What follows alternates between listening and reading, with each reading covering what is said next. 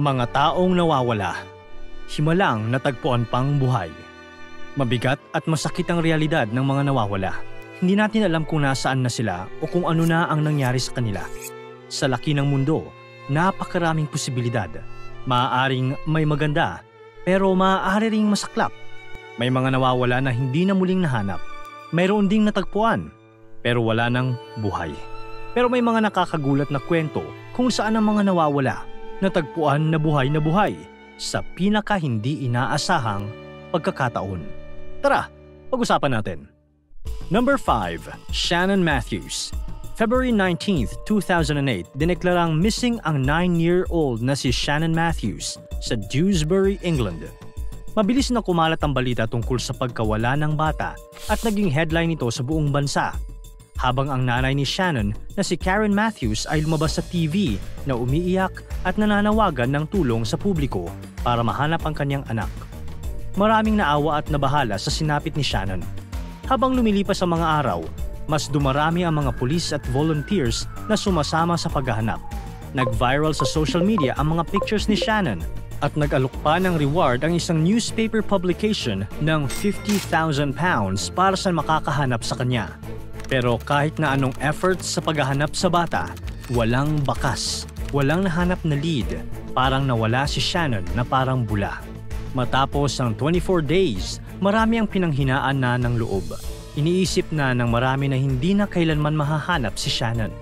Pero March 14, 2008, isang balita ang nanggulat sa lahat. Natagpuan na si Shannon, buhay na buhay at ligtas. Pero saan? Hindi kayo maniniwala kung saan siya natagpuan. Walang iba kundi sa ilalim ng isang kama sa bahay ni Michael Donovan, ang tiyuhin ng boyfriend ng kanyang ina. Sa una, nagdiwang ang lahat, pero hindi nagtagal, isang nakakakilabot na katotohanan ang babago sa kwento. Lumabas sa investigasyon na ang pagkawala ni Shannon ay planado pala ng kanyang mismong ina at ni Donovan, at ang kanilang dahilan ay para makuha ang reward money at paghati-hatian nito. Ayon pa sa mga ulat, binigyan si Shannon ng gamot para manahimik siya at para mas madali nilang makontrol ito. At sa isinagawang examination sa bata, natagpuan ang bakas ng temazepam sa buhok ni Shannon. Napatunay na binibigyan na siya ng gamot bago pa man siya mawala. January 23, 2009, parehong nahatulan sina Karen Matthews at Michael Donovan ng 8 years na pagkakakulong. Pero nakalaya rin noong 2012 matapos magsilbi ng kalahati ng kanilang sentensya. Habang ang batang si Shannon ay binigyan ng bagong pagkakakilanlan, inilayo siya sa kanyang pamilya at kinupkop ng kanyang bagong mga magulang. Nakakalungkot ang sinapit ni Shannon sa kamay ng kanyang sariling ina, kaya naman hanggang ngayon, ang kasong ito ay nananatiling isa sa pinakakakaibang kaso ng kidnapping sa kasaysayan ng UK. Naging inspirasyon ito ng maraming documentaries at TV shows, kabilang ang The Moor Side na ipinalabas sa BBC One noong 2017. Number 4. Lucy Ann Johnson. Ito, hindi kayo maniniwalang posible pala ang kwentong ito. September 1961, sa Surrey, British Columbia, bigla na lang nawala si Lucy Ann Johnson.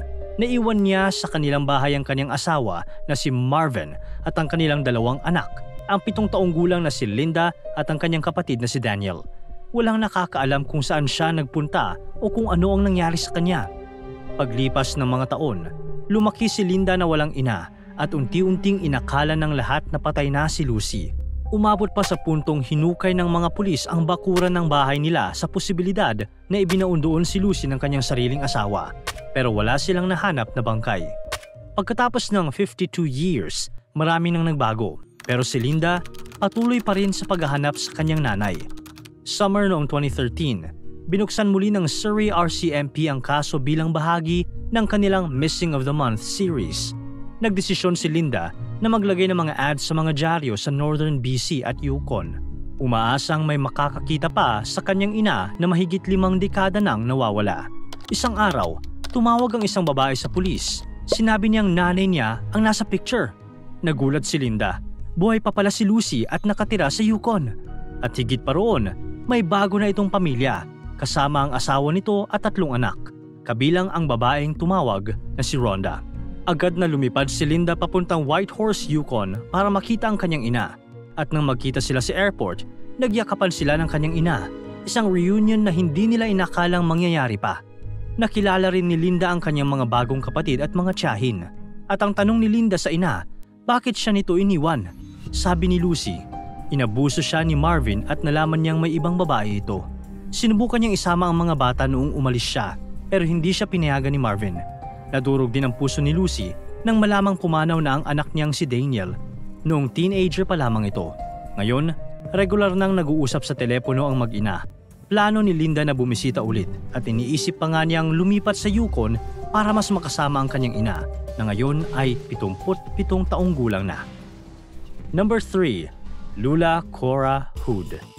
Halos pareho ang kwento ni Lucy at ni Lula Cora Hood. Noong 1970 naman kasi, bigla rin nawala si Lula sa kanilang bahay sa Illinois. Iniwan niya ang kanyang 4 na anak matapos ang isang matinding pag-aaway sa kanilang pamilya. Walang nakakaalam kung saan siya nagpunta o kung ano ang nangyari sa kanya. Lumipas ang mga taon, lumaki ang mga anak ni Lula na walang ina. Inakala ng lahat na patay na siya. Noong 1996, may natagpo ang kalansay sa isang abandonadong brickyard sa East Galesburg, Illinois. Akala ng pamilya at ng mga pulis, ito na si Lula. Nagdaos pa sila ng memorial service para sa kanya bilang paggalang sa inaakala nilang huling hantungan ni Lula. Fast forward to 2009, sumailalim sa DNA testing ang mga buto upang kumpirmahin ang pagkakakilanlan nito. Nagulat ang lahat nang malaman na hindi pala ito si Lula. Kaya muling binuksan ng mga pulis ang kaso. Sinimulan nilang hanapin si Lula gamit ang internet at paggamit ng kanyang pangalan at date of birth sa mga database. Pagkatapos ng 41 years, isang malaking sorpresa ang naghihintay sa pamilya ni Lula. Natagpuan na siya. Buhay na buhay at nakatira sa Jacksonville, Florida. Noon ay 84 years old na siya. Nang mabalitaan ito ni Grace Kivisto, anak ni Lula, hindi siya makapaniwala. Umiyak siya sa sobrang tuwa at lungkot. Nalaman nila na si Lula ay may mental health issues na noon, na siyang dahilan kung bakit mahirap para sa kanya ang alagaan ng kanyang mga anak at manatili sa kanilang pamilya. Matapos umalis noong 1970, nagkaroon ng bagong buhay si Lula sa Florida. Nagkaroon siya ng 10 pang mga anak bukod sa 4 na naiwan niya sa Illinois. Regular nang nag-uusap ang mag-ina sa telepono. Binibisita rin ito ni Grace para makabawi sa mga panahong hindi sila nagkasama at itinuturing nila ang reunion na ito na isang himala. Number 2. J.C. Dugard. Paano kung nakawin sa iyo ang buhay mo? Nakakatakot, nakakabahala. Noong 1991 sa South Lake Tahoe, California, naglalakad lang papunta sa kanyang school bus stop ang 11-year-old na si J.C. Dugard. May biglang isang gray na sasakyan ang huminto sa tabi niya. Bumaba ang isang lalaki, hinila si J.C. at pilit siyang isinasakay sa sasakyan. Nakita ng kanyang stepfather na si Carl Proben ang buong pangyayari mula sa malayo. Sinubukan niya pang habulin sila gamit ang bisikleta pero huli na ang lahat. 18 years na ang lumipas, wala pa ring lead kay JC. Pero ang pamilya niya, lalo na ang kanyang ina, ay hindi kailanman sumuko. Patuloy silang umaasa na balang araw ay makikita nilang muli si JC. August 24, 2009, isang lalaki na nagngangalang Philip Garrido ang dumating sa University of California, Berkeley campus, kasama ang 2 batang babae. Napansin ng campus police na kakaiba ang kilos ni Garrido at ng mga batang kasama niya. Nag-imbestiga ang mga pulis at nalaman nilang si Garrido ay isang convicted sex offender. Kinabukasan, nagpunta si Garrido sa kanyang parole office kasama ang kanyang asawa na si Nancy, ang 2 batang babae at isang babaeng nagpakilalang Alisa. Napansin ng parole officer na may kakaibang nangyayari. Nang makausap niya si Alisa nang mag-isa, dito lumabas ang nakakagulat na revelasyon. Siya si J.C. Dugard.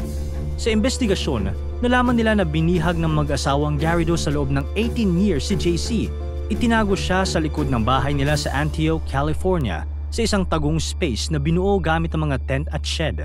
Sa lugar na iyon, tiniis ni JC ang napakatinding paghihirap kung saan paulit-ulit siyang pinagsamantalahan ni Philip.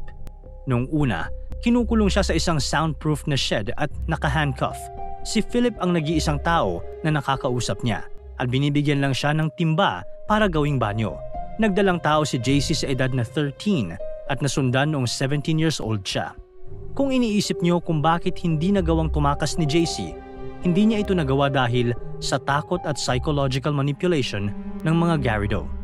Pagkatapos ng halos 2 dekada, na kasamang muli ni JC ang kanyang pamilya, pero ang pagbabalik na ito ay hindi naging madali.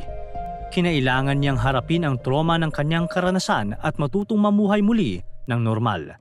Noong June 2, 2011, nahatulan ng mag-asawang Garrido, si Philip ay nakakulong ng habang buhay habang si Nancy ay may 36 na taong sentensya. Ngayon, si JC Dugard ay isang author at advocate para sa mga biktima ng kidnapping at sexual abuse. Matapang niyang binabawi ang buhay na ninakaw sa kanya. Number 1. Hiro Onoda, December 1944. Sa kasagsagan ng World War II, ipinadala ang 22-year-old na sundalong Hapon na si Hiro Onoda sa maliit na isla ng Lubang sa Pilipinas. Ang kanyang misyon ang sirain ang airstrip at pier ng isla at pigilan ang pagpasok ng kanilang mga kaaway. Pero ilang buwan pa lang ang lumipas, nasakop na ng mga Amerikano ang isla. Napilitang tumakas si Onoda kasama ang kanyang mga kasamahan sa kagubatan. Simula noon, nawala si Onoda. At taong 1959, idineklara ng Japanese government na patay na siya. 1974, halos 3 dekada mula nang matapos ang digmaan, natagpuan si Onoda na buhay. Nakita siya ng isang Japanese explorer na si Norion Suzuki sa Lubang Island. Ang buong akala pala niya, nagpapatuloy pa rin ang giyera at hindi siya naniniwalang tapos na ito. Sinubukan siyang kumbinsihin ni Suzuki na sumuko, pero tumanggi siya.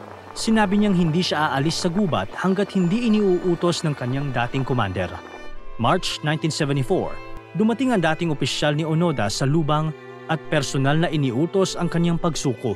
Dito lamang natapos ang kanyang digmaan at tuluyang nakabalik ng Japan 29 years matapos ang aktwal na pagtatapos nito. Ang kwento ng pagkawala ay isang masakit na kabanata. Hindi lang para sa mga nawala kundi pati sa mga naiwan. Isang pangyayari na puno ng tanong, lungkot at walang kasiguraduhan. Kaya masasabi nating isang himala kapag bumalik ang taong nawala. Para tuloy-tuloy ang saya at kwentuhan, huwag kalimutan mag-subscribe sa Bubbly YouTube channel at pindutin ang notification bell.